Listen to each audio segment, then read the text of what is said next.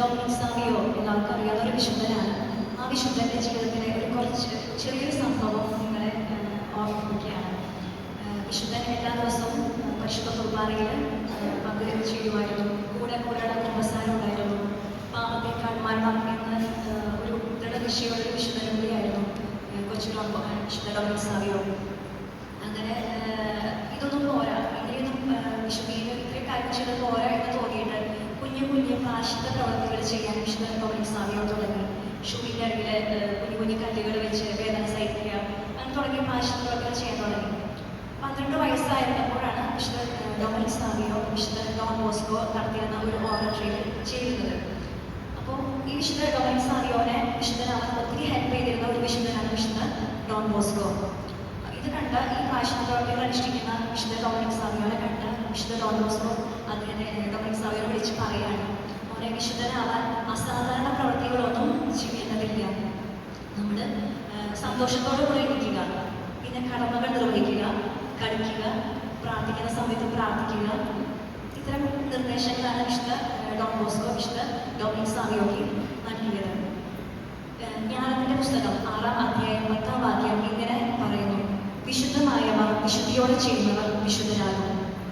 എന്താ പറഞ്ഞേ? വിശുദ്ധമായവ വിശുദ്ധിയോടെ ചെയ്യുന്നവർ വിശുദ്ധരാകും. നമുക്കും വിശുദ്ധരാകാൻ നമ്മളും വിളിക്കപ്പെട്ടവരാണ് അല്ലേ? നമുക്കും സാധിക്കും. കുറച്ചുകൂടെ വിശുദ്ധ ഡൊമിനിക് സാവിയോയ്ക്ക് ഇത് സാധിച്ചെങ്കിൽ നമുക്കും സാധിക്കും. സാധാരണ കാര്യങ്ങളൊന്നല്ല. എന്താ പറഞ്ഞാൽ നമ്മൾ ഏൽപ്പിച്ചിരുന്ന കൊച്ചു കടമകൾ എന്താണ്? കുട്ടികളെ നിങ്ങളെ സംബന്ധിച്ച് നിങ്ങളുടെ കടമകൾ എന്ന് പറയുന്നത് പ്രാർത്ഥിക്കുന്ന സമയത്ത് നന്നായി പ്രാർത്ഥിക്കുക, പഠിക്കുന്ന സമയത്ത് നന്നായി പഠിക്കുക, കളിക്കുന്ന സമയത്ത് നന്നായി കളിക്കുക. അത് ഈശോയോട് ചേർത്ത് ചെയ്യുമ്പോൾ കുറച്ചും കൂടി ആ ചെയ്യുന്ന ജോലിക്ക് കുറച്ചും കൂടി മഹത്വം ഉണ്ടാവും, ആ കടമയ്ക്ക് കുറച്ചും കൂടി മഹത്വം ഉണ്ടാവും. ഈശോയുടെ മഹത്വത്തിന് വേണ്ടി പഠിക്കുക, ഈശോയുടെ മഹത്വത്തിന് വേണ്ടി കളിക്കുക, ഈശോയുടെ മഹത്വത്തിന് വേണ്ടി കടമകൾ നിർവഹിക്കുക. ഇത്രയും കാര്യങ്ങൾ നിങ്ങൾ ചെയ്താൽ മതി. നമുക്ക് വിശുദ്ധരാകാൻ സാധിക്കും. വലിയ കാര്യങ്ങളൊന്നും ചെയ്യണമെന്നില്ല. ഓക്കെ. പിന്നെ ഈശോയിൽ സന്തോഷിക്കുക എന്ന് പറയുന്നത് നമുക്ക് 2 തരം സന്തോഷമുണ്ട്. ലോകത്തിൻ്റെ സന്തോഷമുണ്ട്. ലോകത്തിൻ്റെ സന്തോഷത്തിൻ്റെ പ്രത്യേകത എന്താണ്? അത് താൽക്കാലികമായിട്ടുള്ള ഒരു സന്തോഷം, കുറച്ച് സമയത്തേക്കേ ഉള്ളൂ. അത് കഴിഞ്ഞാൽ ചിലപ്പോൾ നമ്മളത് നമ്മുടെ ജീവിതത്തെ തന്നെ നശിപ്പിച്ച് കളയാം. പക്ഷെ ദൈവം തരുന്നൊരു സന്തോഷമുണ്ട്. സന്തോഷിക്കുക എന്ന് ഉദ്ദേശിക്കുന്നത് പാപം ചെയ്യാത്തൊരവസ്ഥയാണ്. അത് നിത്യമായൊരു സന്തോഷമാണ്. പാപം ചെയ്യാതിരിക്കുമ്പോഴാണ് യഥാർത്ഥത്തിൽ നമുക്ക് സന്തോഷിക്കാൻ സാധിക്കുക. അത് നിത്യമായൊരു സന്തോഷം നമ്മുടെ സ്വർഗ്ഗരാജ്യത്തിലേക്ക് നയിക്കും. നന്മയുണ്ട്, തിന്മയുണ്ട്. ഇതൊക്കെ നിങ്ങൾ ഒത്തിരി കേട്ടിരിക്കുന്ന കാര്യങ്ങളെന്ന് അറിയാം. എങ്കിലും വീണ്ടും ഓർമ്മിപ്പിക്കുകയാണ്. നല്ല വഴിയുണ്ട്, തിന്മയുടെ വഴിയുണ്ട്. തിന്മയുടെ വഴി എന്ന് പറയുന്നത് വളരെ എളുപ്പമാണ്. ലോകത്തിൻ്റെ സന്തോഷം എന്ന് പറയുന്നത് നമ്മുടെ അട്രാക്ഷൻ ഒന്നും അങ്ങോട്ടായിരിക്കും.